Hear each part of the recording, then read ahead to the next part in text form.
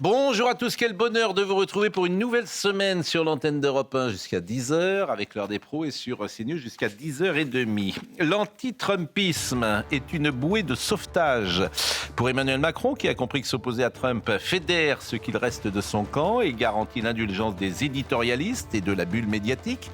Pendant qu'on parle de Trump, on oublie le bilan de ses 9 années passées à l'Élysée. Bouée de sauvetage aussi pour la gauche. François Hollande qui rêve d'un retour le dit ce matin dans Le Parisien. Le Rassemblement national est lié à Trump et Trump nous menace. Il a raison de penser à un retour François Hollande parce qu'entre Olivier Faure et Raphaël Glucksmann, convenons qu'il n'est pas le plus mauvais. Bouée de sauvetage pour les uns et donc cadeau empoisonné pour les autres. Marine Le Pen a pris ses distances tant Donald Trump est caricaturé dans les médias. Inutile de le défendre, c'est peine perdue, le risque est grand d'apparaître comme un agent de l'étranger. La droite brille rarement par son courage intellectuel, elle sera aussi méfiante vis-à-vis du président américain. Et ce qui s'est passé à Minneapolis avec la mort d'un manifestant tué par des agents fédéraux renforcera l'idée qu'afficher son soutien inconditionnel à Trump n'est pas la bonne tactique.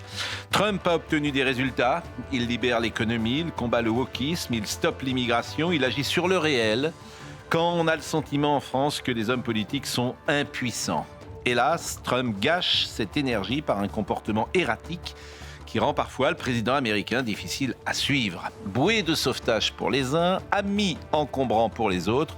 Une chose est certaine, Donald Trump sera un acteur de la campagne présidentielle française en 2027.